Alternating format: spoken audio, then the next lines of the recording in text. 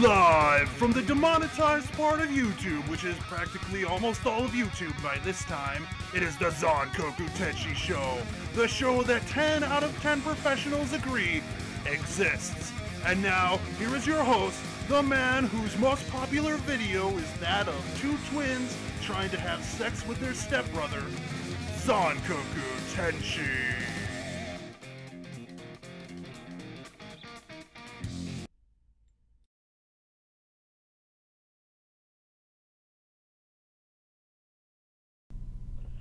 Hello everybody on the internet, it is I, Zankoku, and welcome to the Zankoku Tenshi Show, the show that is so hastily put together that you can't even start on time. Oh my god, today has been such a disaster, plus the fact I was experimenting with doing some desktop recording on the old OBS, and I forgot to change my settings back to my stream settings, so I'm pretty sure that this stream is going to be a complete disaster. I'm already seeing that the drop frame rate is massive. So to the people who are watching right now, I gotta ask a quick question. I need to probably stop the stream and come back and fix my settings. So just in case, I want to make sure, like, if anyone actually, like, hears what's going on, leave a comment whether or not this is entire gigantic mess right now, or should I do that? Should I stop the stream? And who knows, it can be good. I mean, everything's taking forever to load now. Plus the fact my internet has been kind of wonky all day. I guess because Defenders dropped, and now the internet is completely bombed by people accessing Netflix to watch the Defenders. So I don't know, that could be it. So you hear me good? That's good. That's good. I mean, is it like my frame rate, like, you know, 12 or something? I'm just stuttering all over the place. I don't know. I'm just looking at the stream health, and it's just absolute garbage right now. But yeah, okay, well, unless somebody has an objection, okay. I'm Zankoku Tenshi, the world's worst YouTuber, obviously, and welcome to my show. And today we've got a list of topics that you really can't see because of screen reflection and stuff like that. But as always, we're also brought to you by Mexican Squirt. Mexican Squirt is the best type of squirt. Innuendo intended? I don't know. Anyways, I'm just kidding. No sponsorships. Not yet. Not yet, but there is hope. There is hope. So anyways, as always, I have a bunch of stuff that I want to talk to. And of course, there is a bunch of stuff that I also want to talk to. And there it is in the chat. Anything you want to ask me, just say right in the chat and I will get to it. And the first thing I do want to say is that on my list of topics here, there is nothing about Charlottesville. So, and I did that because that whole thing fucking pissed me off. Your frame is lagging a little bit. See, that's the thing I'm afraid of, is because I usually just stream in 720 because my internet's garbage, but I was doing an experiment recording some gameplay. I had this crazy idea of chaining my Xbox 360 to my Xbox One into my computer using the Xbox Stream option, and then recording a 1080p video, which, by the way, horribly taxes your CPU. Oh my goodness. But I did actually capture some, I guess you'd say, decent quality video on my gameplay. However, I forgot to put my settings back to 720. So, I mean, I can just switch it over right now if that's not an issue. You know what? The thing is, I'm going to do that. So let's try this out real quick, okay? So hold on a second.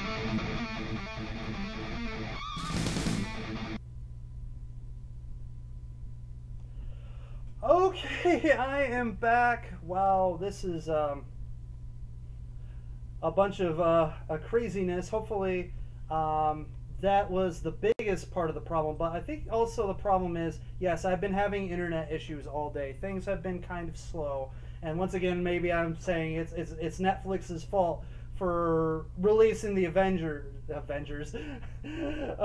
Defenders on a Friday when they should have done it like, I don't know, a Saturday night or something. I don't know. Anyways, but hopefully everything is much better, much more stable, much worse looking now. I don't care.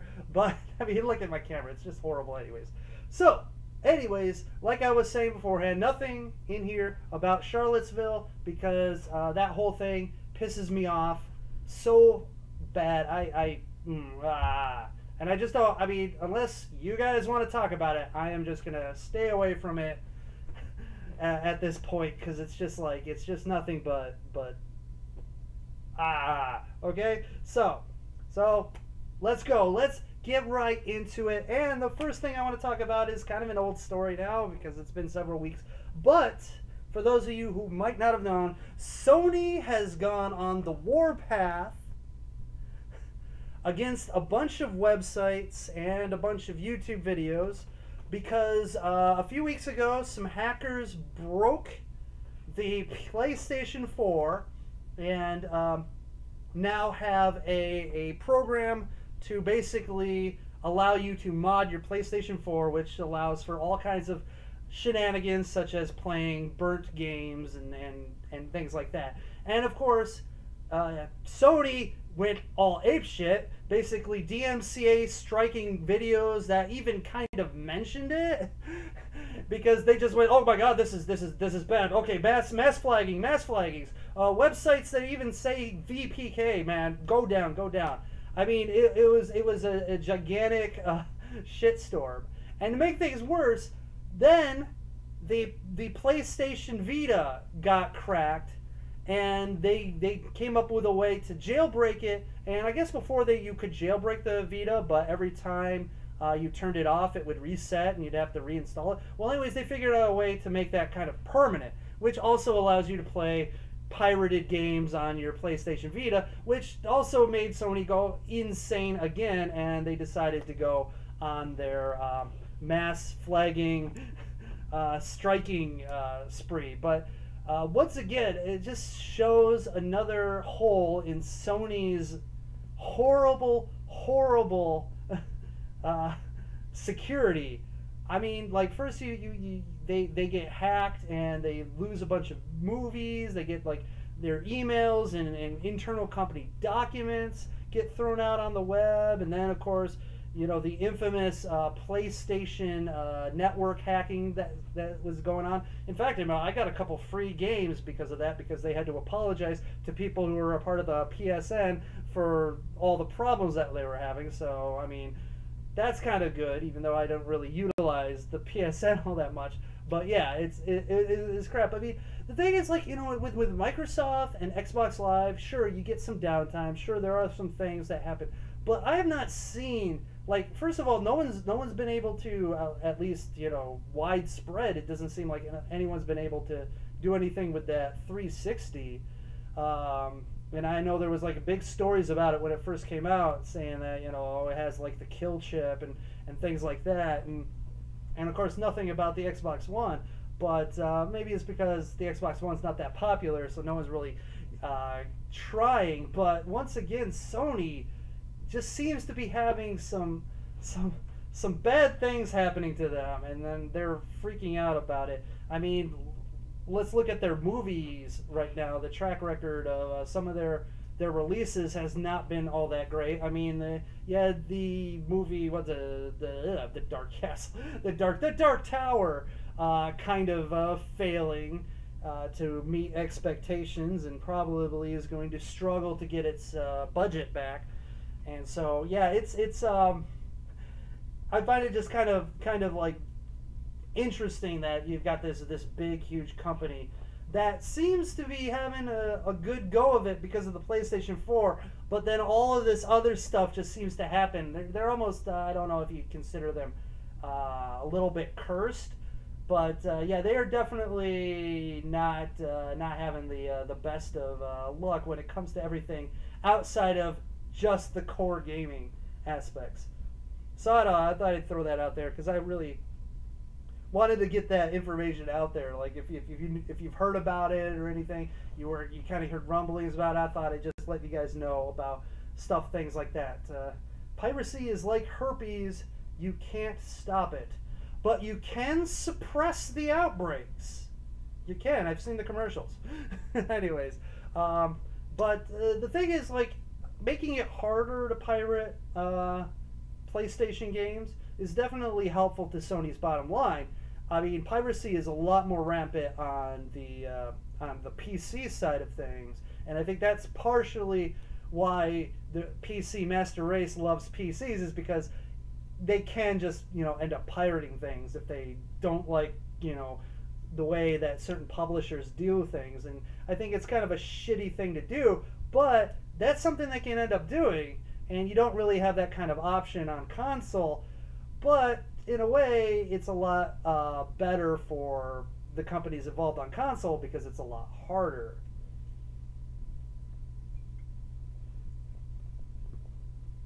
Anyways,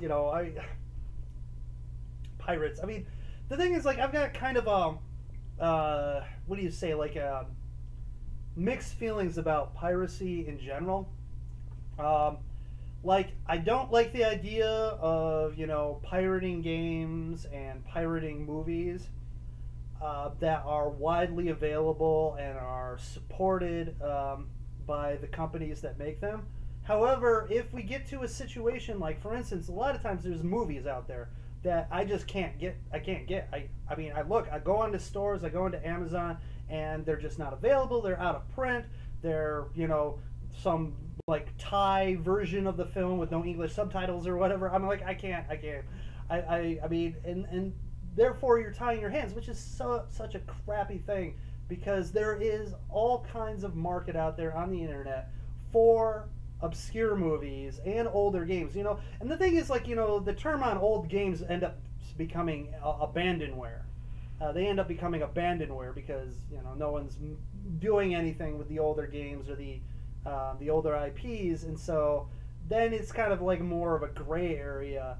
But if like a company has a game or a movie out there and they're just not doing anything with it, I mean, I don't think they should be upset if someone, like, pirates it, because in that case, who's getting hurt? Who's losing money? I mean, you're not selling the movie, and you're not selling the game anymore. So there's no way that someone has a legal option to play this game or to watch this movie. And so, I gotta have like a little wishy-washy about that. I mean, if it's super easy to obtain, then I'm totally against piracy. However, if it's difficult, if it's not available, then, it's still wrong, but I can kind of see the point. Anyways, and that's more about, like, what happened to me, like, in the early 2000s when it came to some of the more obscure horror movies and stuff that I would watch, is because I couldn't get them in America. Internet sales were with very skeptical, shady places online.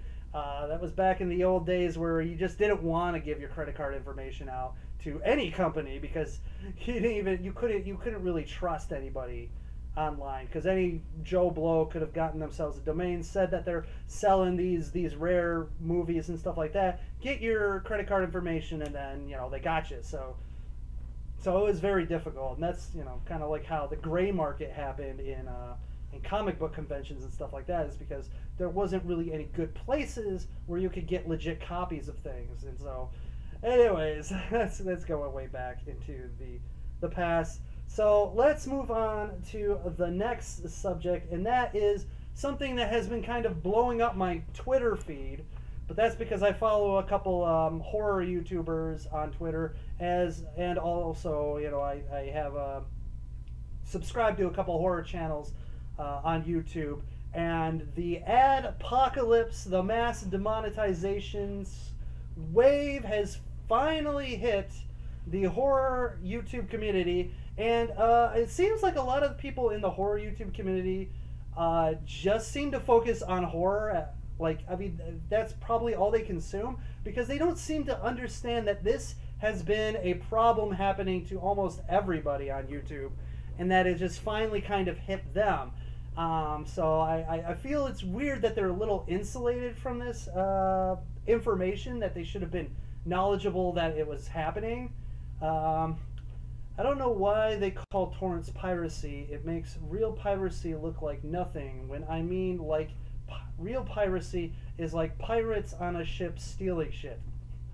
Well, you know, it is the dangerous waters of the internet we're talking about, and so, you know, I mean, but the whole thing about piracy is that you steal something and then you sell it.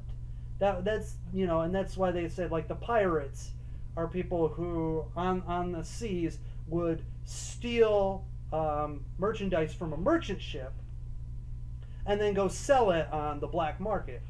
And so, in a way, torrents are kind of like that, where it's, you know, somebody gets a copy. It could be a completely legitimate copy of something, a game, a movie, some music, whatever, and then they just kind of give it away.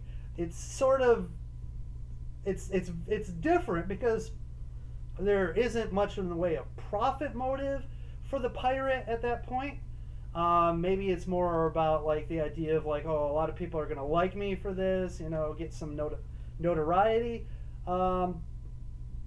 Or it's kind of maybe the Robin Hood mentality, that they think that they're stealing from the rich and giving to the poor, when really, I mean, we're talking about the internet here. So you're basically stealing from the rich and giving to the rich also.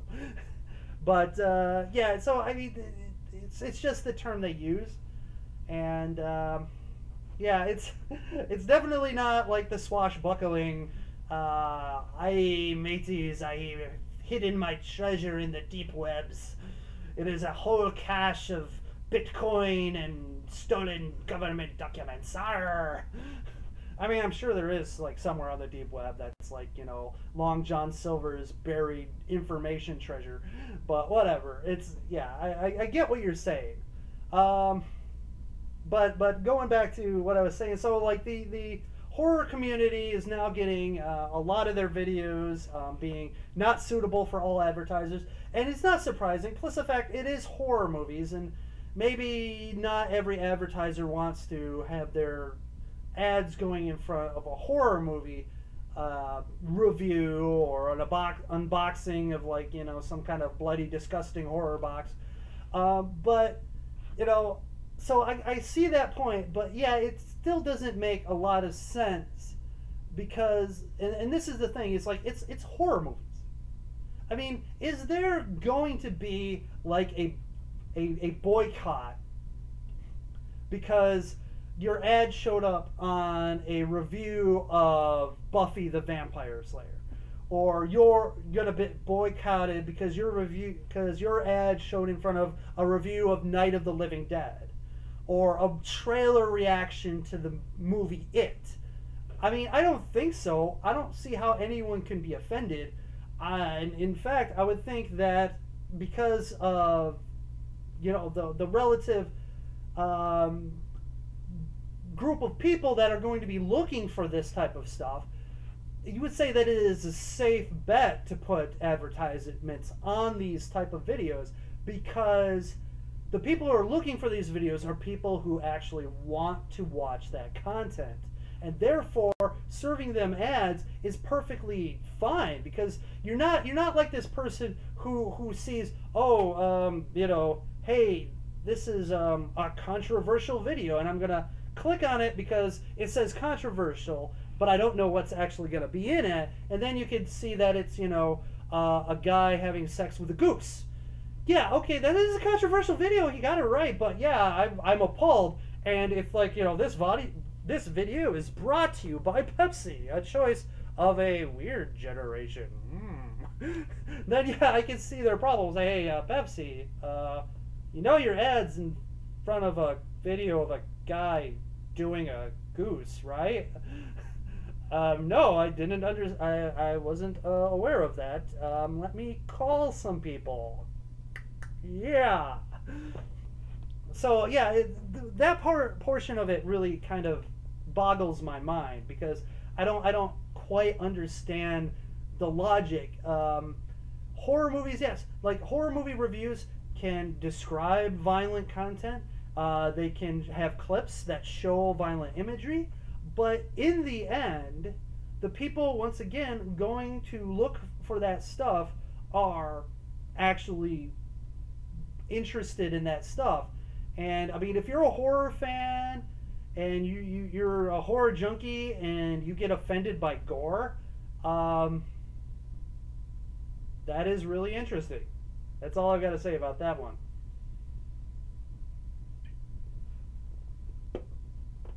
I mean, that would be interesting. That would be like, like, well, why do you like horror movies? I mean, I guess you can like the non-gory psychological horror movies and stuff like that, but to say that you would get offended going into a horror movie review and then saying, oh my god, they talked about violence and blood, that's just kind of, at that point, why don't we start blaming people for not being responsible for their actions? How about that? I know it's a crazy, wacky, crazy idea to have people be responsible for their actions. If you are sensitive to a guy screwing the pooch, and you click on that guy screwing a pooch video, I mean, look in the mirror, dude. Look in the mirror. Seriously. It's your fault. No one pointed a gun to your head and go, click on this. I mean, if they did, tell me how it works. I mean, because if that's a good way to drive views and stuff like that, I might end up having to go onto that deep web and...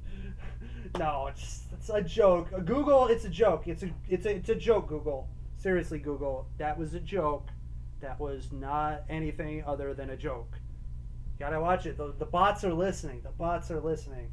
Big Brother's out there. But anyways, so yeah, so they're freaking out all on Twitter. I mean, my Twitter's feed last night and yesterday, it was just all filled with people showing that their videos have been demonetized and or not suitable for all viewers, and just this whole thing. They started like the hashtag YouTube hates horror, and no, they don't hate horror. It's just it's happening to everyone. It's happening to everyone. There's a bunch of channels that I watch that have the same complaints. I would be complaining about it too if I actually monetized my videos, but I already threw in the towel on that because I realized that YouTube just hates small YouTubers.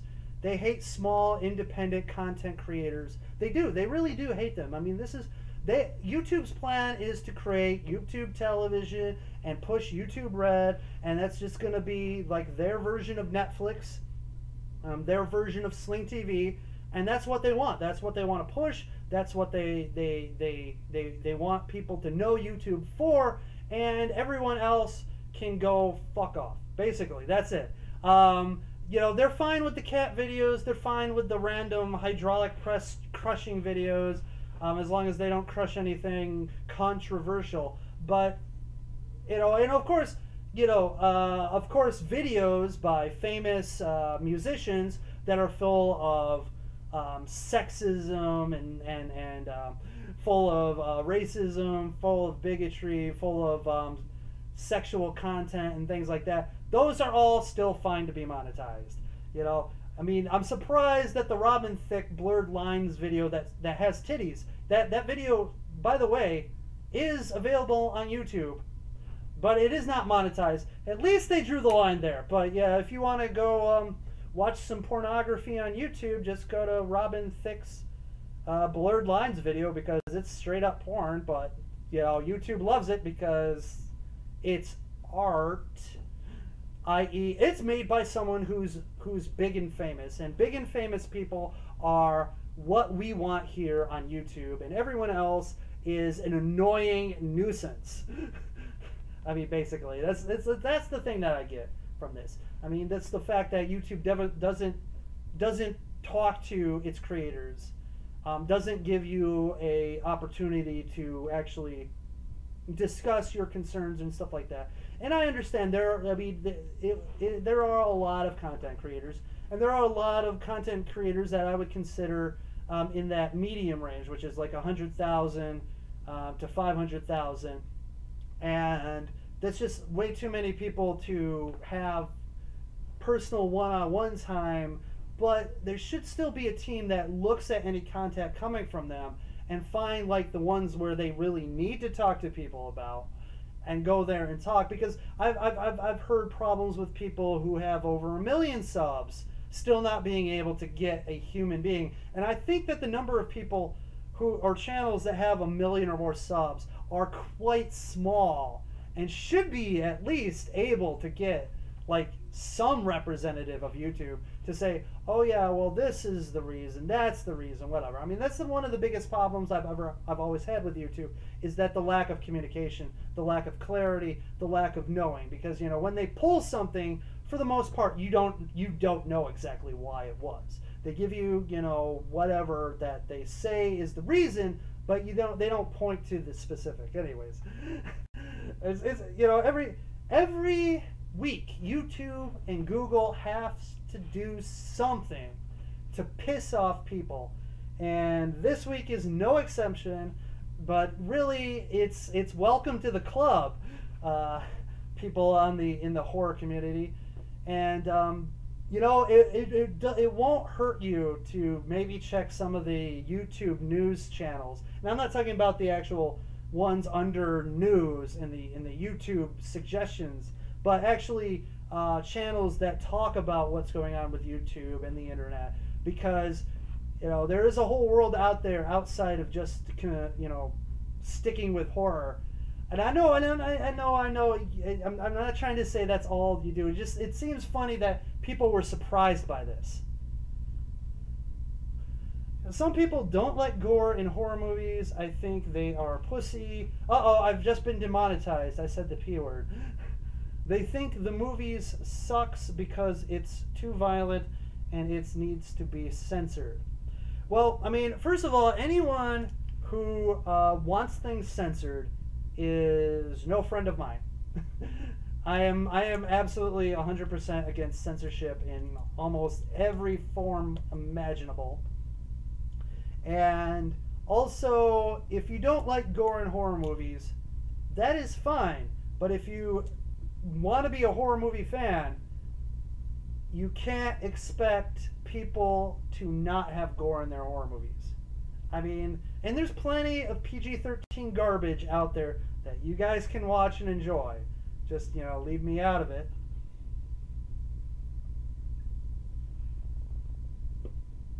But I mean, even some of the R-rated horror movies now aren't that gory. I mean, the first two Conjuring movies were R-rated, and none of them were overtly gory.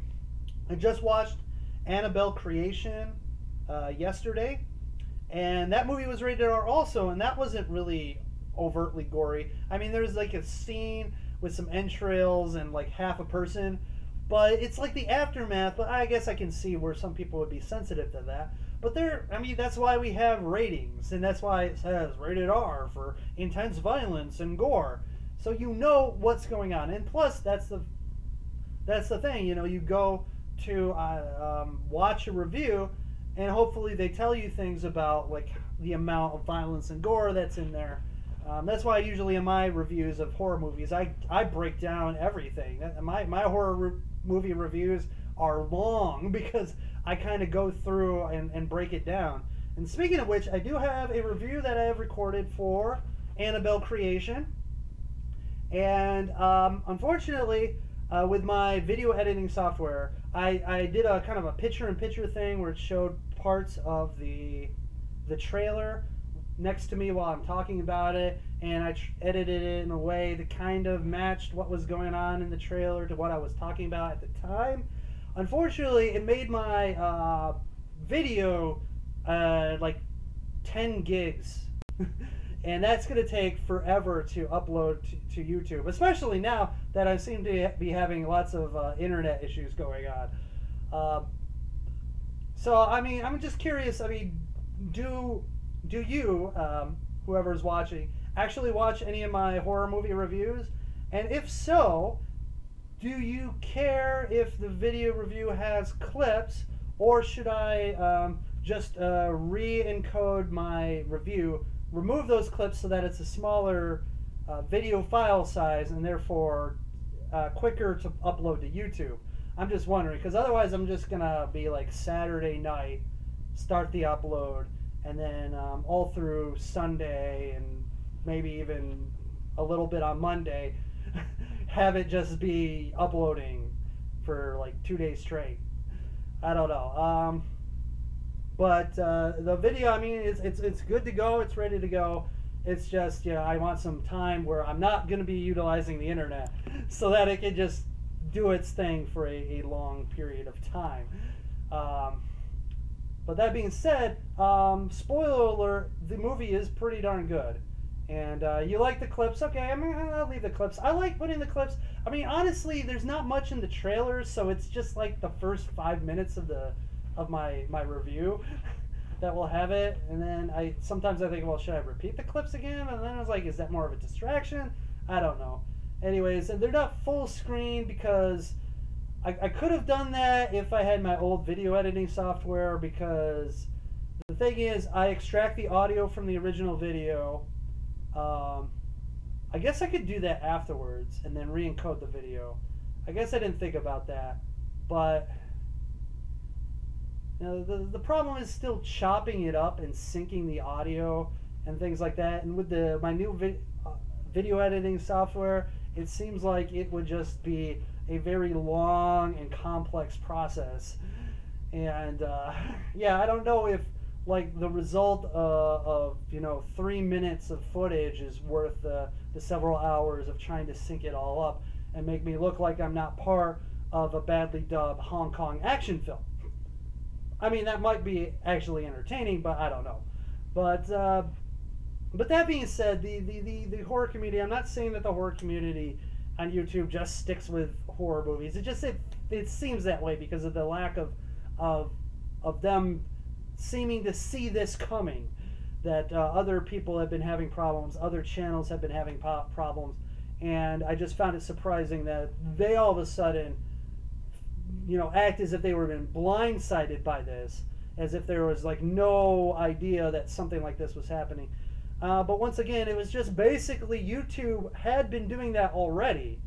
They just decided to say, hey, by the way, you may have noticed that you're not making as much money now, and that's because we fucked you. But we've done it like it's been like a month, and we decided to tell you now. So sorry about that. We'll get you next time. Oh yeah, by the way, if you don't want remove ads, join YouTube Red, right? Yeah, enjoy this music ad free. Try signing up for YouTube Red. I mean, I'm sure. I'm surprised they don't even have that, like, in your feed, where it's just like, every so often it's like, hey, by the way, YouTube Red exists. Give us some money, please, please.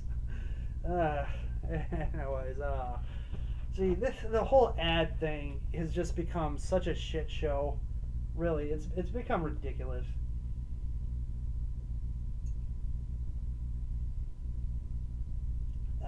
So refreshing, so tasty. Squirt is definitely a great beverage, and yeah, it quenches your thirst, and it has a unique taste and that sort of grapefruit type of tartness. It's just magnificent. Did you hear that? Did you hear that, internet advertisers? Squirt's awesome. Just saying. Anyways, so moving on. This whole show has turned into nothingness. Oh my goodness. So the next thing I want to talk about is oh god, it's all horrible. Okay, so there was a study about the workplace environments by some social scientists the other day, and this review basically said like the majority of people find that their workplace is openly hostile, or is hard and stressful. And I was like reading through some of this researcher's notes. And by the way, this person's profession is just to research things, I guess. Like a social scientist, research person. That's their job. And they found it to be surprising about, hey, Grant, hey, what's up? How's it going? Welcome to the show. Right now, I am just starting to talk about the little work study that was done by this social scientist. And the thing is that I found funny is that this person found it strange, or was surprised by how physical work can be. That's right. This person, who's a social scientist, who was doing this study about people and work, was surprised by how physical work is.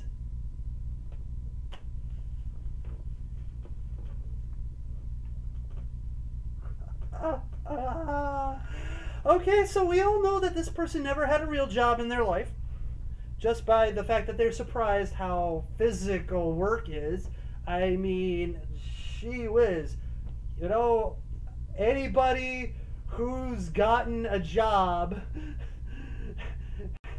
in their life, outside of maybe your regular business office job, I mean, you go flipping burgers at McDonald's, or you go bag groceries at the local grocery store, you work at the laundromat or whatever. Yeah, guess what? You do physical things.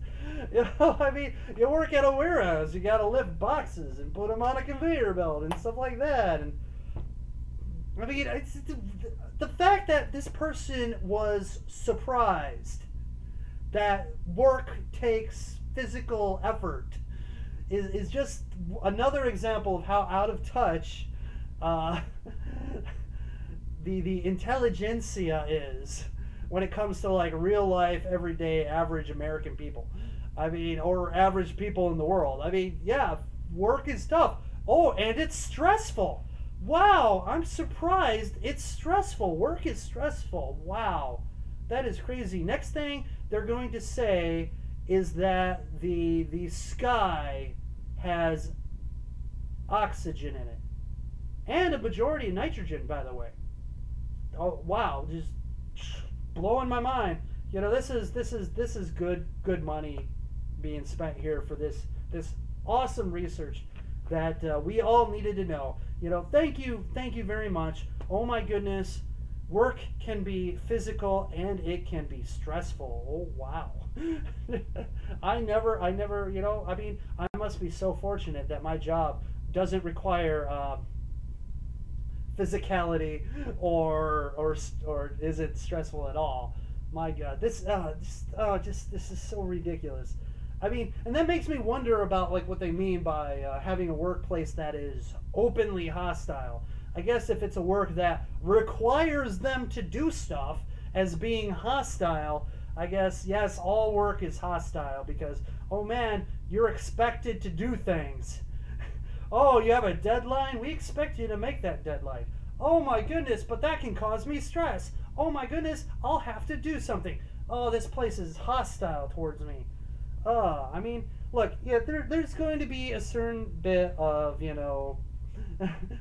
tension and stress, and of course, I guess you would say hostility, because you've got people who want things done, and then you got people who, they want to get things done, but maybe they don't want to work as hard getting those things done, and yeah, that kind of creates, a little bit of hostility. I've worked with people who are complete wastes. They just wanted the paycheck and they didn't want to do anything to earn that paycheck. They practice the warm body theory, which is, I'm here as a warm body, and that's exactly what they want me to be. And that's not how it should be, and you should not be expecting that. They are paying you because they want you to provide value to the company. That's why they're paying for you, because their investment in you should be paying them back dividends. So for instance, when I go to work, I'm expected to do things. I'm expected to produce and perform and give them value for me being there. And me just showing up to work is not enough value to justify the cost. And so it's once again, so now because of statements, stupid statements, like I wasn't expecting work to be physical, work is stressful. Now you start to question what is their threshold when they're talking about openly hostile work environments, because we've already set a precedent where they're talking about things where they weren't expecting work to be physical. They weren't expecting work to be stressful. I mean, like, no one's, even a job that you enjoy, even a job that you absolutely love, there's going to be physical requirements and there's going to be stress. Hell, I love playing video games, and there is stress involved in playing video games. And so, I mean, to say that, we need to rethink the way work is based on this study because there's like all this stress and this hostility in the workplace, we have to figure out what exactly do they mean by hostility. And once again, maybe it's the pussification of our society, where everyone's got to be coddled and everyone's got to get a participation trophy and everyone's got to be, you're good, you're special, you're everything. This sort of mentality that you have to be comfortable and you have to be safe, and by safe meaning comfortable and stress-free. I mean, it's just so stupid, and it's going to be ruining a lot of industry, because you're going to have a lot of people who are going to take the day off because, I'm just too stressed today, or I'm going to take the day off because, I don't like Bob's comment he made the other day about the efficiency study. What do you think about the people who think that black people, not all of them, but most, are just stupid, but think Asians, white people, are most of the time are smart? Well, what do I think about the people who think that? Well, I think that they are not cool. I don't like now, and then what you might be referring to is the whole bell curve thing. And the bell curve thing is they take the average IQs of differing groups, and they see where like the bell curve is that curve where you get the top of the curve is the median, that is the average IQ.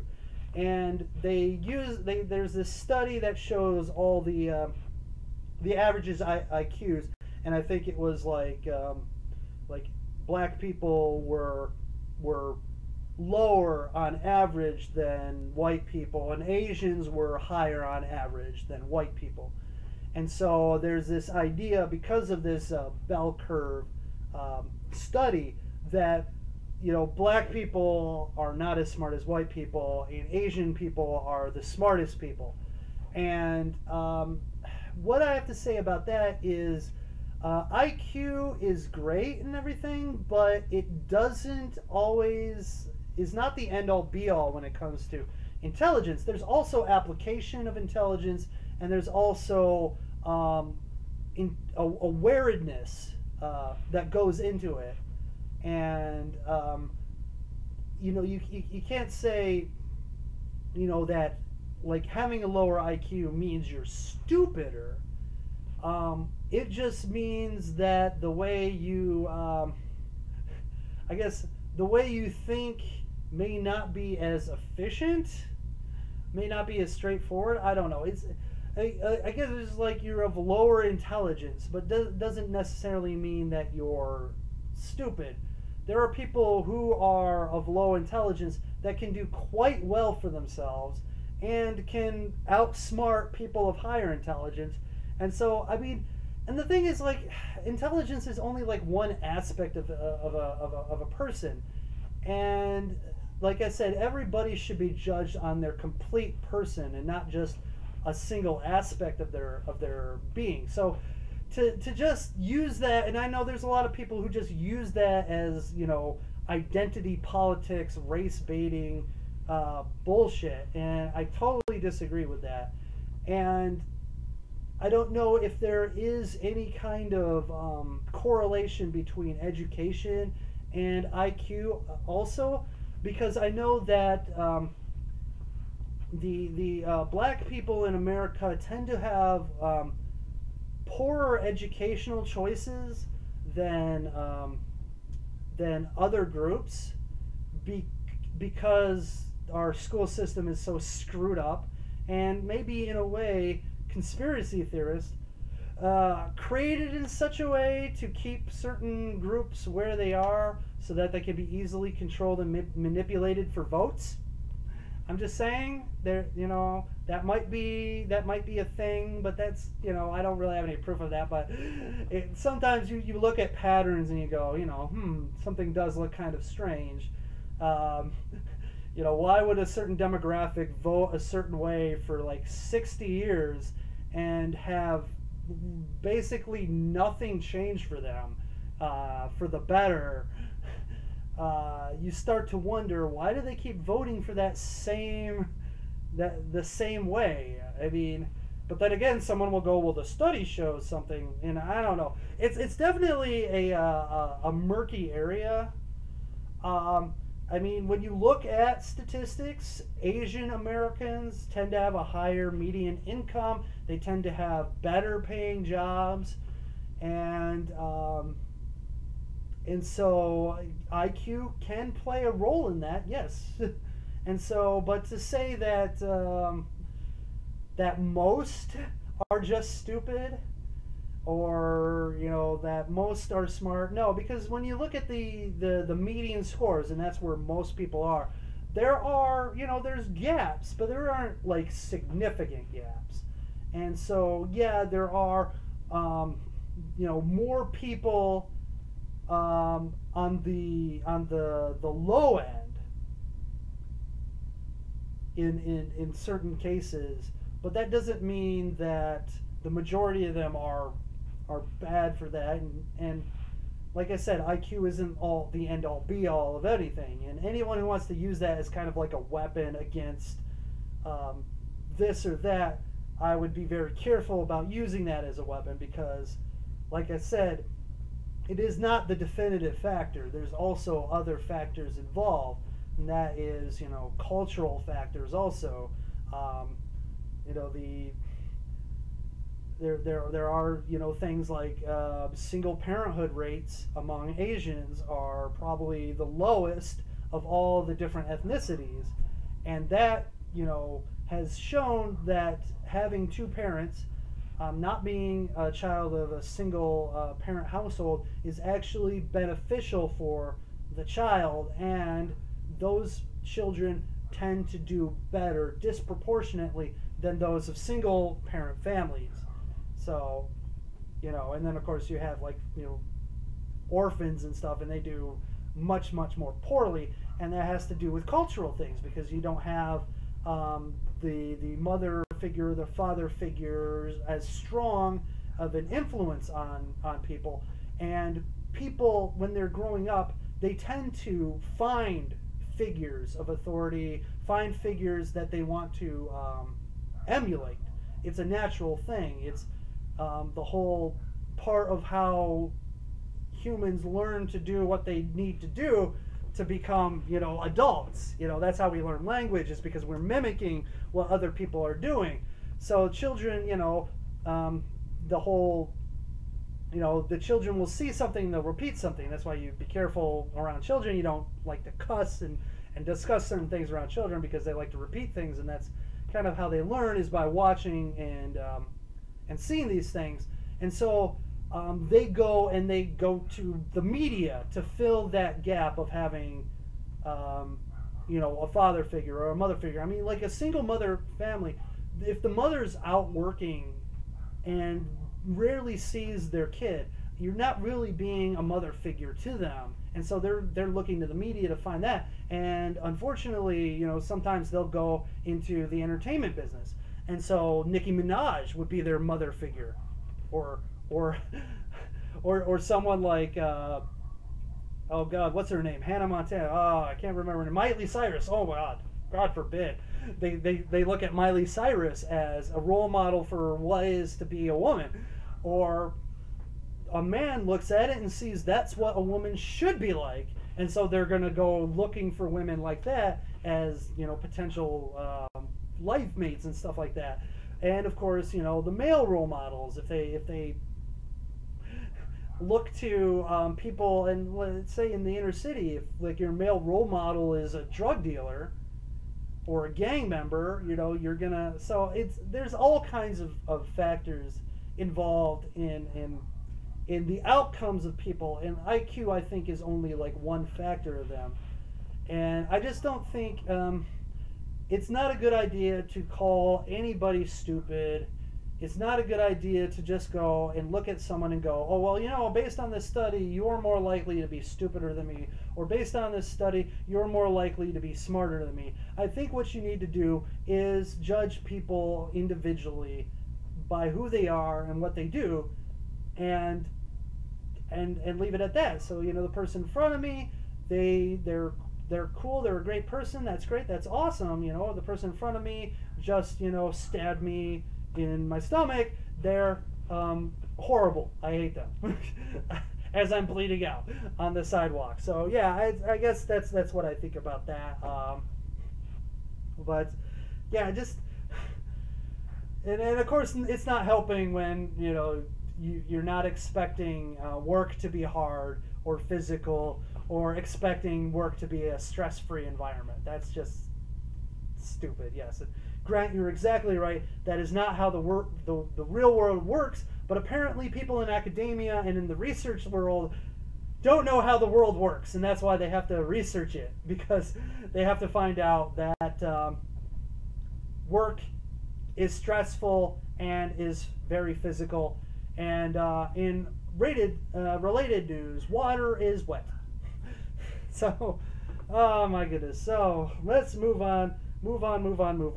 And I just wanted to talk about this one real quick, because it was trending on Twitter in one form or another form, and it's funny, as someone who has studied politics for quite a long time, and I'm not doing the appeal to scholarship, but my degree, my college degree, is in political science, and I have always told people that don't get a degree in political science if you want to make money in life, because you're not going to get a job with a degree in political science. You're not. I mean, the amount of jobs for that are almost non-existent. I mean, my cousin, oh my God, and I warned him, he did the double whammy. He majored in political science and history. Oh, and so right now he works in FedEx. He works for FedEx. There you go. I mean, it's like, oh, he's a great guy. Don't get me wrong. I'm not trying to like disparage him or anything, but man, it's like, learn from my mistake, man. That's why history is important, people. I mean, yeah, don't be a history major, but it is good to study history, because you need to learn from past mistakes, and ignoring past mistakes is a mistake in and of itself. So, but anyway, so this has been 2 hashtags, and one is ImpeachTrump, and that one turned into Do Something GOP, which was basically GOP impeach Trump or remove Trump or something like that. And I just find it hilarious how people just don't understand the Constitution and don't understand the powers of the presidency or the powers of Congress or anything about what actual impeachment is for. And it's so fascinating how much ignorance, and I'm using the word ignorance because it's not stupidity. It is not stupidity. Because if you don't know something, you shouldn't have a reasonable expectation of someone to know something that they don't know. All right? I mean, there are things like that's common sense, but there are things also that if you don't know it, how can you possibly know it, right? And I get that a lot from people. Like I do teach some people how to use technology and things on a daily basis on my job. I do help people figure things out on the computers and whatnot. And so and they always say, I'm just so stupid when it comes to technology and the computer. I'm like, well, no, you're not stupid. It's just you don't know. And if you don't know, if you're not familiar with something and you haven't learned about it, then I can't be reasonably expected for you to figure this out. And that's why I'm here to tell you how to do it. That's why I'm here to show you how you can do this. And now that you know, you are armed with that knowledge, you are not stupid. You just were ignorant to what you could do, what this stuff was for.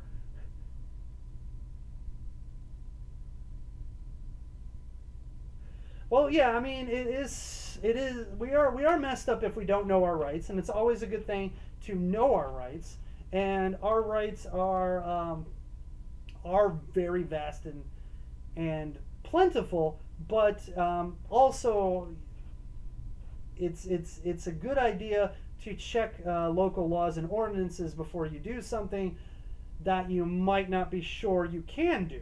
Because remember, ignorance of the law, unfortunately, is not a defense, and that is established with precedent, which is unfortunate because, it is kind of a dick move to say, oh, you're guilty of this law. Well, I didn't even know it was a law. Well, it is.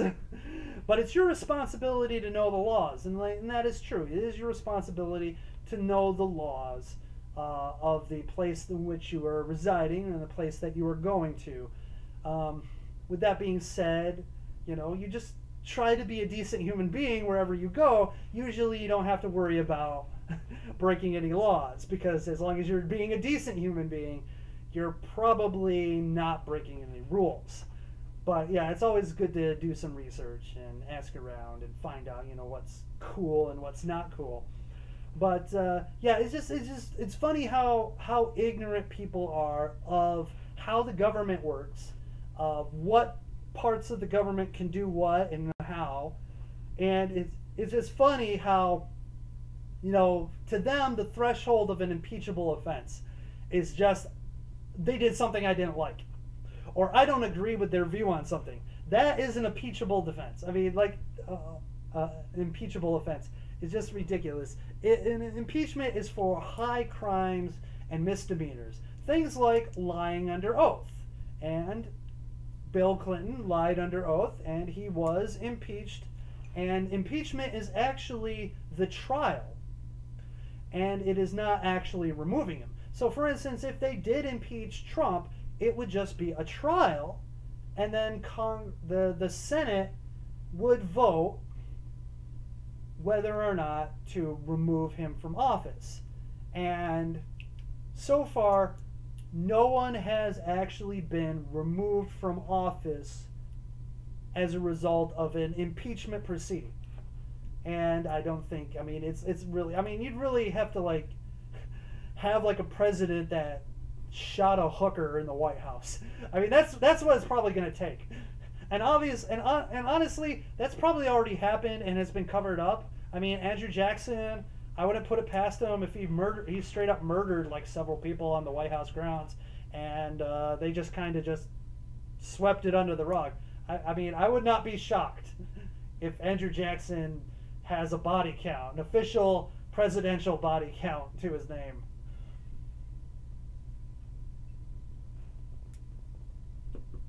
But simply doing something you don't like is not grounds for impeachment. My God, like every president would have been impeached because there's something everybody doesn't like. Like, look, you know, I don't like, you know, the whole Obamacare repeal thing that they were doing. I mean, I personally want a straight up repeal with no fixing, tweakings, or whatever. Just kill the whole thing and start over from scratch and come up with a good competition-oriented free market solution, which we do not have and we didn't have before that. Everything was highly regulated, highly controlled by the government and states, and there really isn't a real free market, and there really isn't competition. And so, you know, everyone looks and like, oh, TVs are so cheap nowadays. Why is that? It's because of competition. Everyone is trying to get your television dollars. But in healthcare, there is no competition because you're forced to, well, at this point, you're forced to buy healthcare. And so, and it's like a third-party payer type system in a way where the person paying for the care is not the one using it, and therefore, you know, they not necessarily care about the price or quality. You know, it's a whole complicated thing with healthcare. I'm gonna kind of stay away from that right now, but yeah, it's just you know, and I'm unhappy about that thing. I'm unhappy about some of the Twitter rages that he gets into. Are ridiculous and stupid, but that's not impeachable. I'm sorry. He defamed someone on Twitter. Oh my God, you know. I mean, I guess I can see part of the mentality because usually the mob on Twitter, when someone does something on Twitter they don't like, they'll get them fired, and they've been reasonably successful at getting people fired for pissing them off on Twitter. So I guess this is sort of natural for the Twitter mob to do, is to get them to try to get person who said something on Twitter that they don't like fired, because that's their modus operandi. The friggin' Twitter mob, they're worse than the Gestapo. They are. And you're like, oh, it's not fair to compare them to Nazis. You're right, it's not fair to compare them to Nazis. I mean, they're not literally killing people, but they are trying to take away their livelihood, which could end up leading to people dying. But, you know, whatever. They definitely have a rigid set of orthodoxy that they defend to the death, apparently. But whatever. Oh my gosh.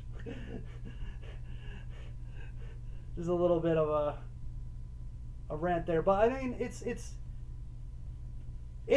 hilarious to me because like, impeachment is a serious thing, and the more you use like impeach X, impeach this person. I know back when Obama was president, there was talk about impeaching him for this, impeaching him for that, and I didn't really agree with that back then either, and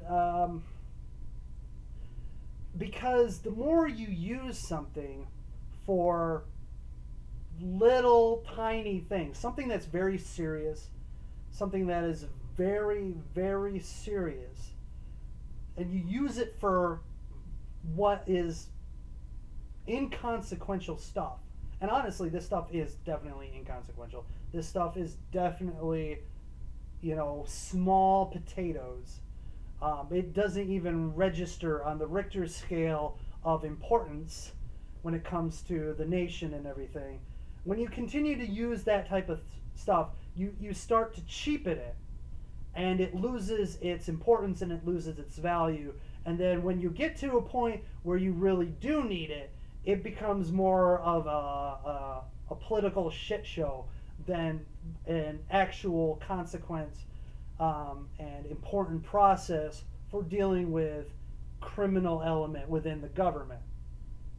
But that's just me. That's just my opinion. And obviously, I don't know if it's because of the YouTube issues or me talking about this, but I've lost my audience. My audience is gone. I am all by myself here now. I would take off my hat and bask in the glow of my piss poor lighting. And I'm gonna go have myself a drink. This nice tasty squirt, nice and refreshing.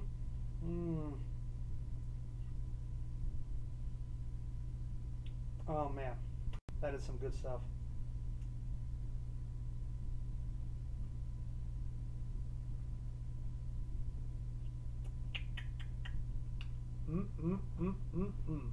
Yum, yum, yum. Anyways. Oh, gee, if I wasn't sponsored by Squirt, man, they were getting their money's worth. Anyways. But, yeah, I guess I'm going to move on from that topic. Tonight, of course, is going to be another guys' night, and I expect them to be showing up here in the next 20 minutes to a half hour.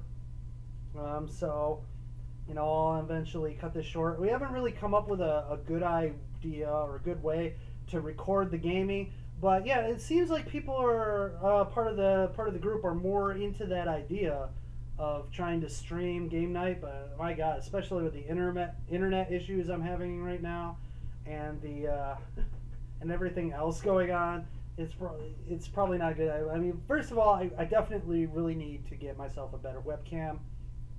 I got to save up some money, try to get that, and then try to figure out some sort of rig that we can pop up on top of the table. A good way to keep up with the chat, but not having the chat give away game information while we're playing, which would be kind of a bad thing. But yeah, no, I mean, we are actually thinking about integrating the stream into our game nights so that you guys can watch along. And I don't know if there's any way that we may even have people can participate and play along, playing our nerdy board games and card games and stuff like that. But yeah, I mean, it's definitely something that we're thinking about implementing with our group. But you know, like my channel and all of this is a one-man show right now, and it's a one-man thing, and any investment into doing that has got to be on me. I have to do it. They're not going to be chipping in on buying a camera or being part of this thing. I mean, I guess if for some reason I did turn on monetization and people started like, you know, paying us for game night, then all of a sudden they'll be like, oh yeah, I want to be a part of this cash revenue. Here, let me try to help you get your better microphones and stuff like that. You know, because I mean, I would hate to do it and then have to have someone be sitting out so that they can manage the stream and the feed and the live chat and everything like that. And then, you know, that would be like a job for them at that point. That would be like them working. I mean, I guess we could like rotate and stuff like that, but it definitely would be a better way if you know, we can set it up to make it easy for us to manage the stream while doing it and things like that. But anyways, I thought I'd just throw that out to the people out there. I mean, obviously the stream must be, I'm gonna go take a look, because right now, you know, I watch myself in OBS. I'm gonna go take a look at the stream right now, and yeah, it's definitely looking like it's chopping up a little bit. Let me show you what I see. I'm gonna show you my desktop. Oh my gosh. Oh dear. So here it is. So you're looking at my my channel stream page right here, and yeah, it's definitely freezing a lot more than normal. I mean, yeah, I guess like, I mean, they've got it in the gold as my stream health. I'm not sure if it says right here. Oh God. I just showed like my stream key. Oh, that's crappy. I'm gonna have to like edit that out. No, I don't know. Whatever. I guess someone could go and pause that and and stream on my channel, and then I just have to do some crazy stuff. Yeah, that's how amateur I am right there. That's the amateur hour going on right there. Let's go back to the regular stuff.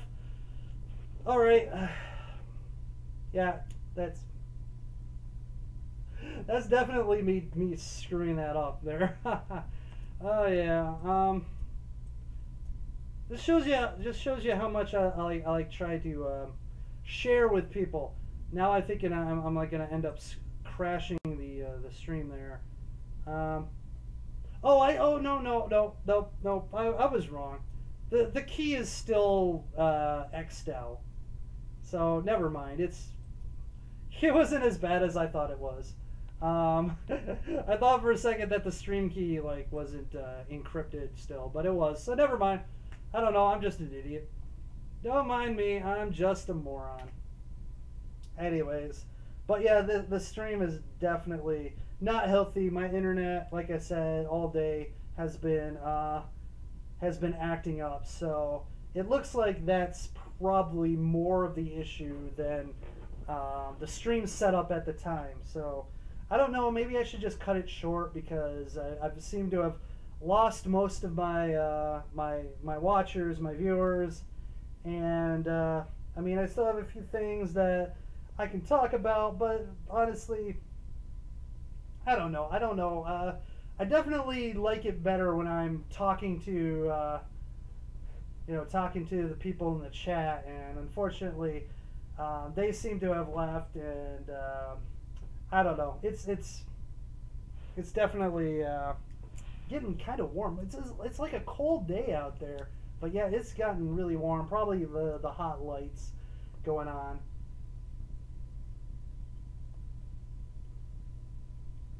But I'm definitely feeling the heat now.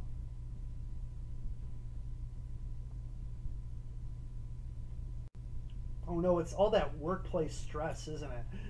It's all that workplace stress. Oh, and physicality. Oh, gee. Anyways, I guess I want to end it with this last thing because,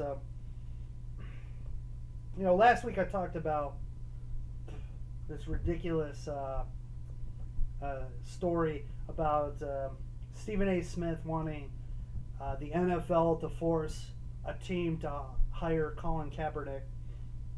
And I had a story here about a CTE study and the media's reaction to it. So if you don't know, CTE is like a syndrome or something that happens to people if they constantly get head injuries. And so it's a big thing in football now that they're talking about because there's been a lot of concussions and a lot of scrutiny over the brain health of football players, and it's changed the game. It's changed how defenses have to tackle and things like that. It's changed protocols and all kinds of stuff with the game. Well, so anyways, there was this study by this doctor that was studying I think it was 100 plus brains of football players, and he found out that the vast majority of them, like 90-something% of them, had CTE of some varying severity. And the media picked this up right off the bat and said oh my goodness, 90% of football players are going to get CTE. Oh my God, we have to change something about football dramatically. We need to just rethink the whole thing and all this stuff. And there's just all this hysteria about this study. And the problem is that they don't really look at the context of this study. This study was done on the brains of people. Their brains were donated to him by people who thought that they were having problems to begin with. So right now we've already have our sample pool is not a random sample. It is a sample of brains that are suspected of being somehow affected by CTE. And because of that, it should be expected that a high majority of them are showing evidence of CTE because of that. Because it's just like, you know, if you go to a health clinic and you do a study on them and you realize that 90% of the people at the health clinic are sick or have illnesses or injuries, well, it's because they went there because they have some sort of injury or illness or sickness that they need to be treated. The same thing is with this study. They donated their brains because they were afraid that they had effects. Their brains were damaged. And of course, when your whole pool is basically suspected damaged product or damaged brains, when you do a sample, or like when you put out your statistics, it's going to be overwhelmingly damaged. And so it's not a reliable study to say that, oh, now all football players are going to get CTE, all football players are in a super high risk. I mean, it's more likely now that if you play football, you're going to have brain damage. That is not the case, because what they need to do is they need to study the brains of a wide variety of people. Not just football players, but they need like average players, they need basketball players, they need people who just do regular jobs and things like that, and compare the results there. You know, you have the overall sample and you can get the overall rate of CTE. You can then look at the certain groups and get the overall rate of CTE for those groups, and then you can compare those numbers to see if there's anything out of the ordinary, to see if like one group definitely diverges from another group in a significant way. If there are little differences, then, you know, I would consider them significant. But if it comes back that soccer players have a 50% more likelihood of getting CTE than football players, and a 75% increase over the general public, does that mean now we're going to have to rethink how we do things in soccer? I mean, but that's the thing, is like we need a study like that to figure out, you know, about how prevalent is it in certain demographics, and how does it compare to the average, and to see if that there is any kind of disturbing trends or differences, and go from there to actually kind of gauge how likely it is that a certain activity can lead to things like CTE. And that's the thing, that's the important thing, is that we don't have a real scientific study where it will show how it compares to regular average people. And that's the thing. It's like, and until then, you know, yes, we definitely want to make sure that the players are safe, but we cannot just go now crazy and infer that, you know, you're just going to kill yourself if you put on a helmet and pads. That's just ridiculous, and it's really, really irresponsible for the media. But then again, we're talking about the media, and the media being responsible. Yeah, I guess they put that idea out to pasture a long time ago. The media definitely doesn't care about being responsible. The media just really kind of cares about getting eyeballs on their story, and nothing much else, I guess. There's definitely a serious lack of integrity when it comes to the media, and that bears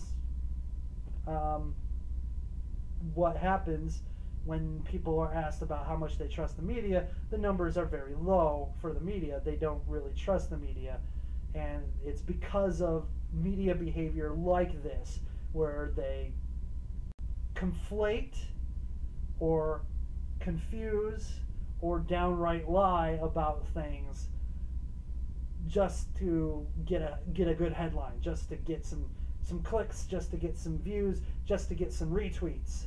And it's wrong, it's silly, it's stupid, and I don't like it. I don't like it at all. So anyways, my God, this stream. Oh, I'm so sorry to anyone who watches this after the stream, because it's probably just going to be a choppy mess. So sorry about that.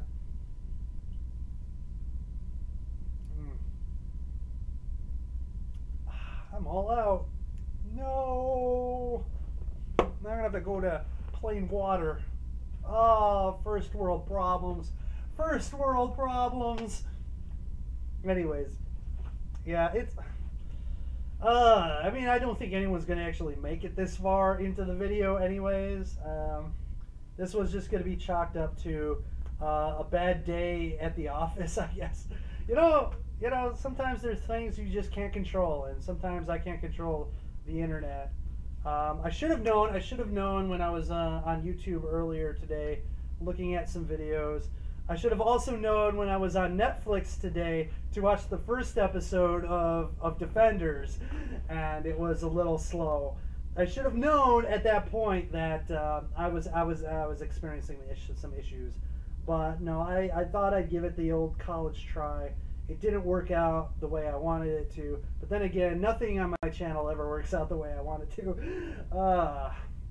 Anyways, I was really hoping for a really cool, interesting conversation with the live chat.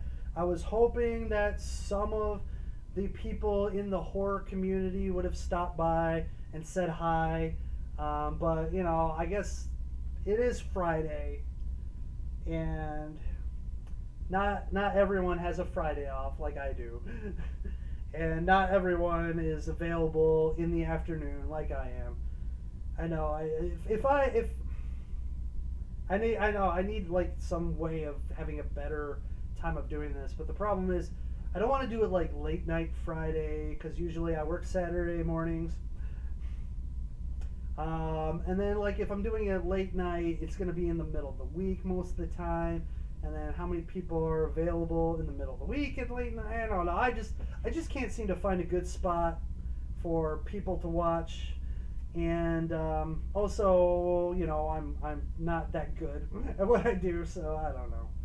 But I do miss the fact that I'm not able to have a really interesting conversation with the live chat now, which is sad. But you know, I shouldn't be expecting. This is one of the things, is like I shouldn't be expecting the live chat to be talking back to me and asking me great questions like they always do. I'm blessed when that happens. I truly am, and I'm very appreciative and grateful when that happens. But yes, I know that I need to carry the show mostly with the subjects that I want to talk about, and maybe I should have talked about Charlottesville. Maybe that would have been more entertaining for people, but I don't know. Unfortunately, we get into a lot of controversial things. And I try to be as forthcoming as possible. All of my answers are honest. All right, all of my answers are honest. And yes, I try to be diplomatic too sometimes with my answers, because you know I don't want to openly antagonize people. I do like having discussion. I do like having a dialogue, and that's one of the things that is so woefully missed in America nowadays. We just don't have the civilized discourse anymore. Everyone, and this goes back to that whole Civil War thing that I was talking about last week. That, you know, I was really more afraid that, and that's why we like you. Well, oh, that's nice. That's great. Thanks for the vote of confidence. But yeah, it's just, there's not a lot of people who just want to discuss ideas and can, you know, just go, okay, I understand your point of view, though I disagree with your point of view. I'm not going to say you're a horrible monster for having that point of view. I mean, I guess it depends on the point of view. If your point of view is that I like to eat babies and they're tasty, where's the nearest nursery? Okay, well, maybe then you're a horrible person.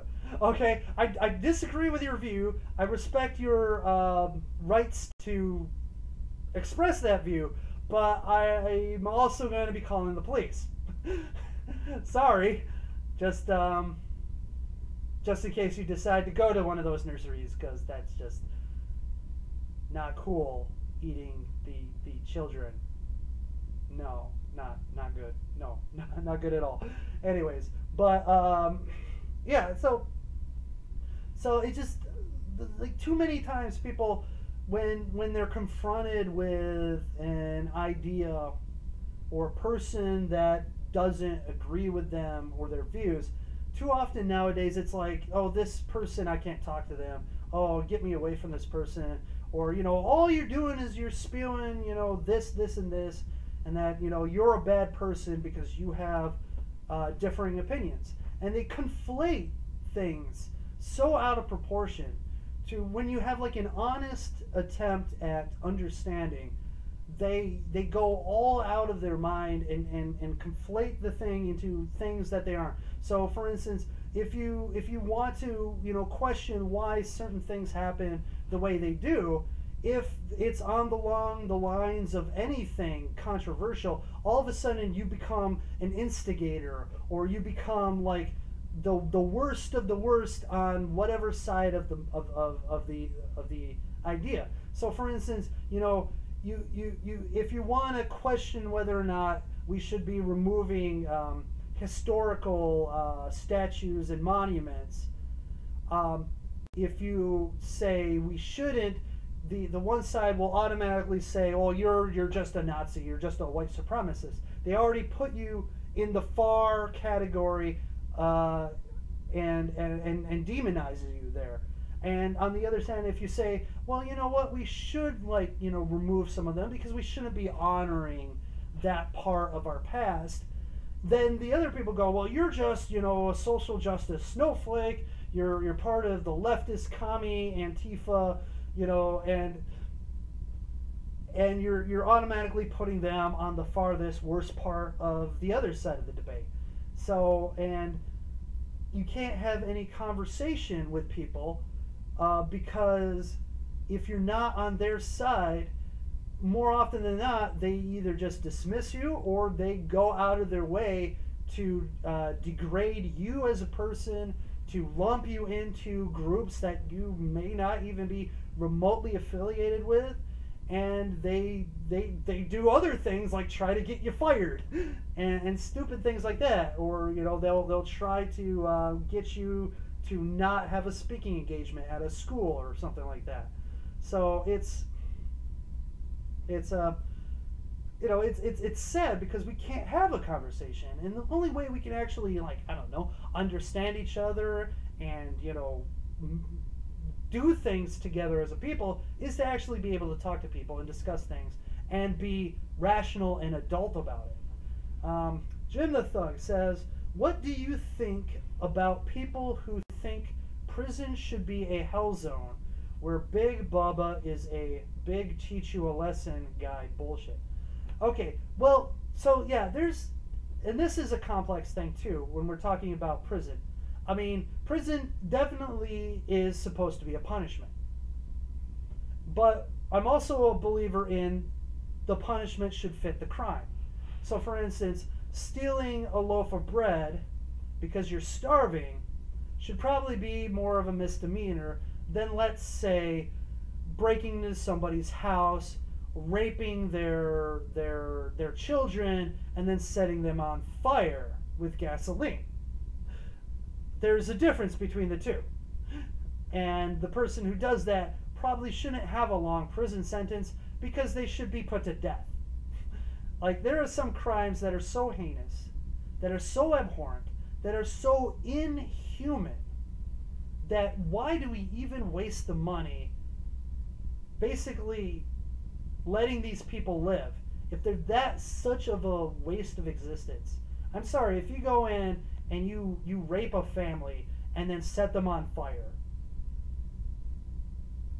there's no question in my mind the death penalty is suitable. In fact, in my mind, the death penalty is probably necessary. And that is egregious and heinous and horrible. And not only the damage you've done in those those people's lives and their brief moments of life before they died to that fire, but the horrible psychological scarring of anyone who was part of that family, who knew them, who were friends, anyone who actually just reads the story on the newspaper will be harmed by that instance. And so, you know, that is a crime so bad that it goes beyond just the regular victims and victimizes a community, if not a complete nation. Because the people who own the prison get money for each prisoner in there. Well, I mean, well, first of all, the thing is like I mean, let's not confuse the issue. So, I mean that's a good point about private prisons, but the one question is, should prison be a hellish experience versus, you know, it's prison, you know, basically the whole thing is like you're going to get anally raped, you know, the whole joke about federal pound you in the ass prison. And I don't think, I think that stuff definitely shouldn't be going on. It should definitely not be sanctioned, and I know it's not sanctioned, but I know there's that hush hush wink wink. That's just the way it is. If you end up in prison, you're gonna get your shit pushed in.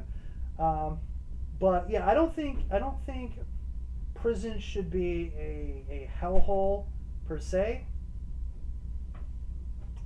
Oh, looks like we got somebody coming in. Hey, what's up? How's it going? Oh, it's going all right. It's going all right. What's up, internet? Yeah. Having problems with the internet though. It's been having issues all day, so my stream is definitely not healthy. But we were just discussing whether or not you think a prison should be like the hellish, hey, say hello to Tyrone in the bathroom with the soap type of experience, or whether it should be not as bad as that. And I'm saying that, you know, you shouldn't have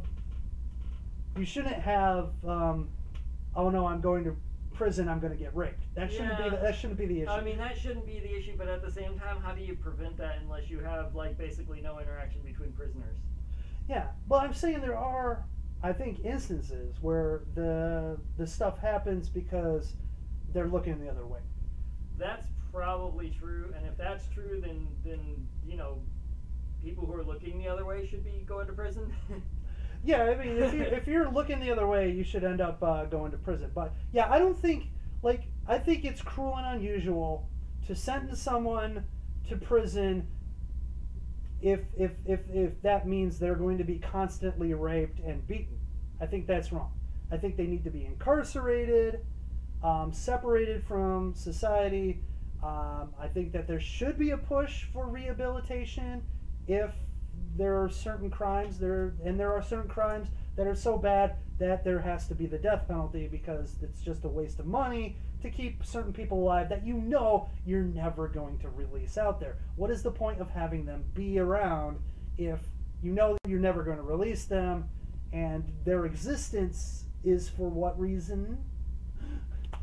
I mean, just to be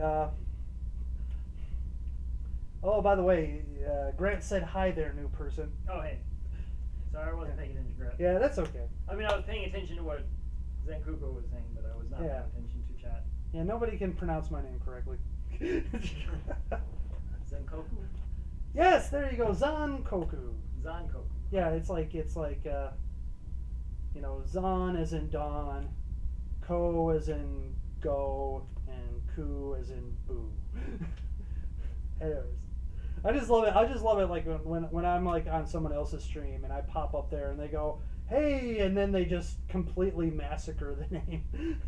and they say it like they trip over it like it was like a rigid, uneven sidewalk. Yeah, there is a double issue there in the fact that it does cost way too much to kill somebody.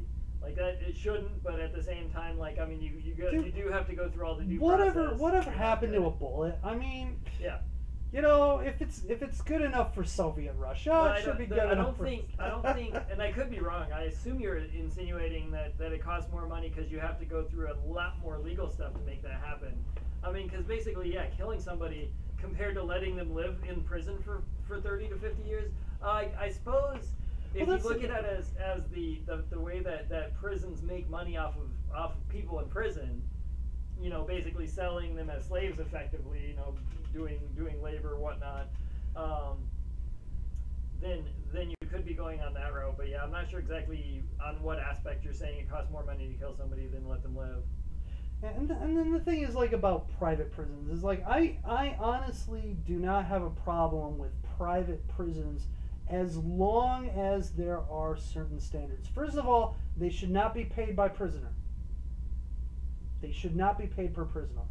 There should be no incentives to pack the prison full of prisoners. The payment structure should be on a cost to run basis only. And that is how they should be figuring that stuff out. So for instance, yes, if you have more prisoners, it will cost you more to operate, but it shouldn't be like, oh, if you have 1,000 prisoners, you get paid this, but if you have 2,000 prisoners, you get paid triple. No, that's a stupid, ridiculous thing, and that just opens itself up to corruption. And, you know, corruption is never a good thing unless it's on hentai, because that's my fetish. Now, we had a big thing about fetish last week, and Gotcha. they were surprised that corruption was like my fetish. I'm like, I don't know. I'm surprised that's my fetish too. But it's like, you know, Can't help what you're into, I guess. well, the thing is, like, you know, when you go through and you're watching stuff, and then all of a sudden you see something that just like bam, you know, you realize that, wow, okay, I really like that for some reason. I need to probably go to a psychologist to figure out why, but there you go. Just like, you know, someone who, for some reason, you know, they were at a birthday party and someone popped a balloon, and then all of a sudden they have to change their pants. They realize that for some reason popping a balloon makes them come. Demonetized. Anyways. I mean, we'd have to see how much it costs for them to actually stay in the prison versus how much it costs to kill them. Yeah, but the thing is, there still is a certain level of crime that has to be dealt with in that way.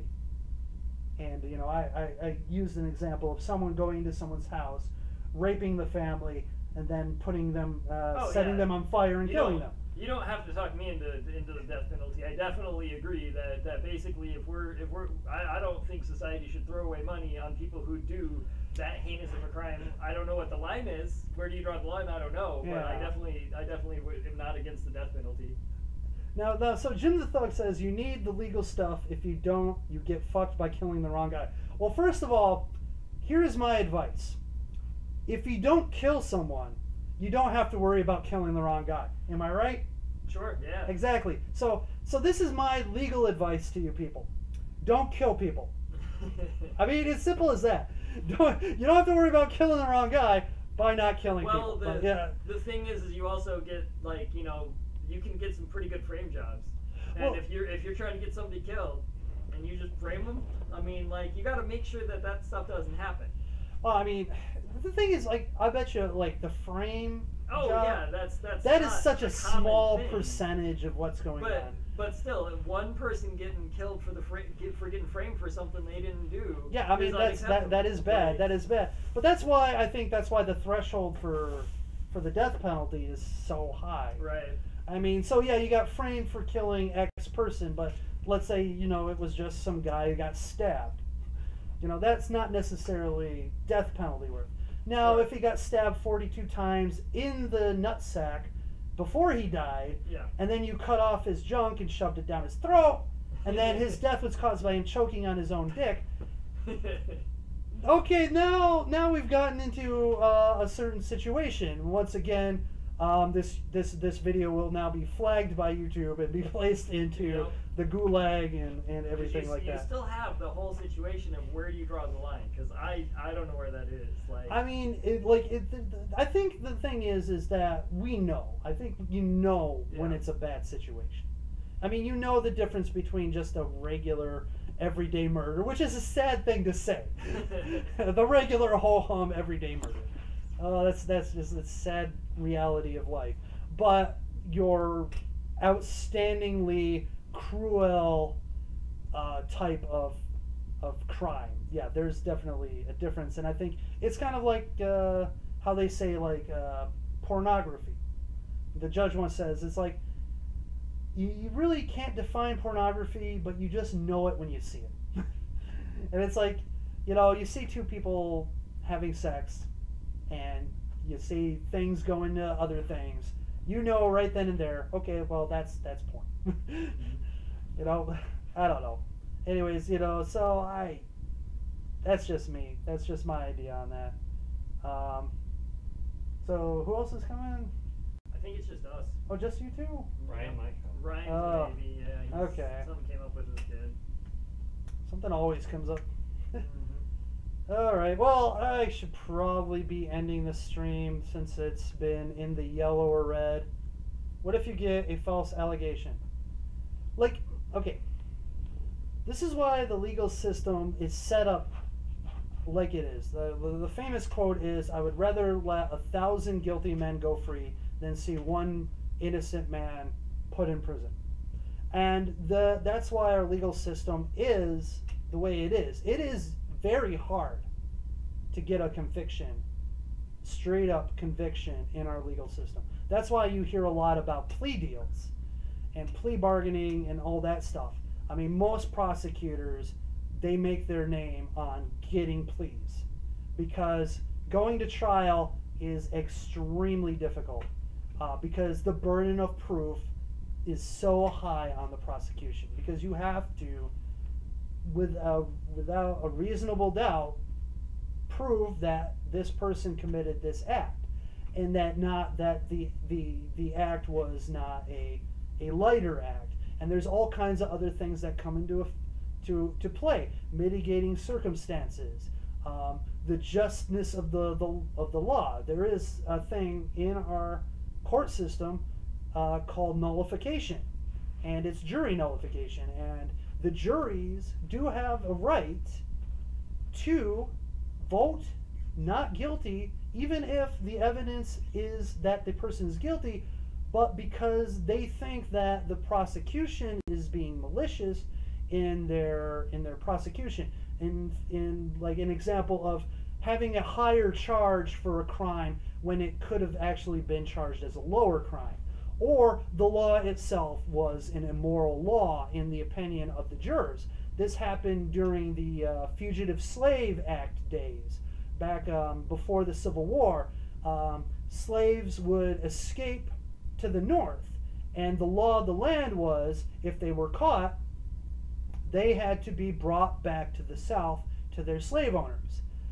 Well, northern juries were notorious for on occasion saying, no, we're nullifying the law here in this case. We think it's a bad law. We think slavery is egregious, and we're not going to allow this person to be sent back to bondage.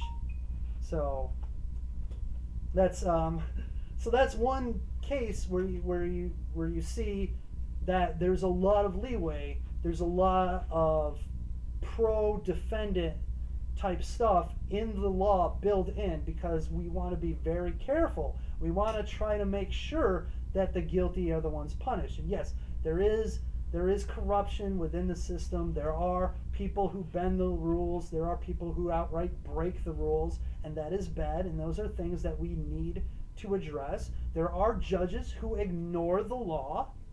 There are prosecutors who will misrepresent, lie, and mishandle things. There are police officers who do not do the right thing.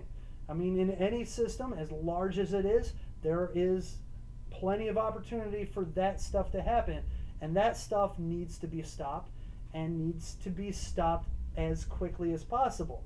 But that's not saying that the complete system is thoroughly corrupt. It's not. And like I said, you know, you might look at the news, and you might look at life and go, well, it looks like a lot of people are being found guilty of crimes. But if you look underneath that, a lot of it is people who don't know their rights, people who are pleading down because the prosecutor's starting out with outrageous, highest possible crime, and then go, but if you want to go for we're getting you for a class 2 felony, but if you sign this and plead to this misdemeanor, I'll let you do that. If the prosecutor really thought that you were guilty of that class A offense, they would be charging. They would literally not even be asking you for a plea. They would be confident in going forward with that case, and yeah, that's not the case. Oh, they're going to highball you and then give you a good offer because they really don't want to prosecute the case. And a lot of people just are ignorant of the law or ignorant of their rights, and they kind of fall into that trap. But if you see like the mass amount of convictions today are because of plea bargains and not necessarily because of trials that go on. Actual trials in the legal system are not as commonplace as they used to be because of this whole plea deals bonanza that goes on.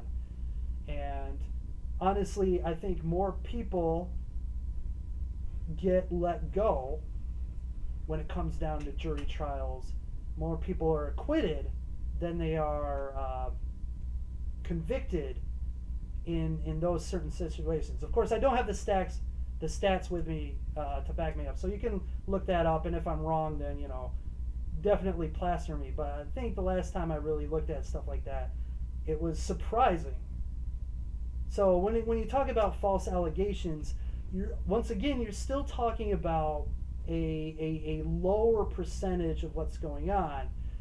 Maybe if you were talking about overblown allegations, miscategorizing the crimes, so things like that. I mean, one of the like law commercials that I hear on the radio is like, you're usually guilty of a lower offense or no offense at all, and so call us whenever you get pulled over and stuff like that. So I guess the case is the legal system is definitely weighted toward the defense, and a good lawyer knows that. And if they're on the defense, they will definitely be able to use that to their advantage. And when they're on the prosecution, they will bear that in mind when it comes to the charges and whether or not they're talking about plea deals or anything like that. So anyways, I mean, can it be better? Yes. Should it be better? Yes. Does it mean that the whole thing is blown up and we should completely disrespect all things going on? No. We need to be a bit more pragmatic when it comes to our justice system. It's not perfect. It's flawed, but it is not so horribly broken as that we need to like throw everything out. We just need to be able to know our rights, know all the tools that we have at our disposal, and utilize those tools. And the more people do that, the more the prosecuting people will adjust accordingly. And maybe we'll end up seeing more trials because of it, because people are going to be less likely to take plea deals for things, especially if they really believe they are innocent of their charges. You should not be taking a plea. If you are innocent, if you are truly innocent, you should never take a plea. You should take that place to court. I know it's going to suck. You're going to have court fees and things like that. But if you are truly innocent, you are doing nobody a favor by taking a low plea deal. You are doing no one a favor by doing that. You're actually making things a little bit worse, especially for yourself and your reputation, because you're basically committing a crime because you're lying under oath about what you did. Because if you didn't do something, you shouldn't be going in front of a judge saying, "Yes, I did it, sir," because that in itself is a crime. That's perjury. So yeah, it's definitely, there are definitely room for improvement in almost every aspect of the criminal justice system, but it is definitely not as horrific as some people might want to put you. I mean, like, look, when you watch documentaries nowadays, and probably for a good amount of time, definitely want to sensationalize what they're doing, because otherwise it's a boring documentary. And nothing's worse than a boring documentary, because you know why? You turn off, and then you don't get the message because you stop watching. So yeah, there's definitely going to be hyperbole. There's definitely going to be a sort of increasing the drama of the situations that they're covering, and that's why, you know, movies that are based on true events definitely take a lot of creative license, because if they go straight down what the events were, you're probably going to end up with a boring movie, because life, honestly, is mostly mundane. Mostly, unless you live my life, it's a riot a minute. You know, I just had to fight off a bunch of superpower rapists.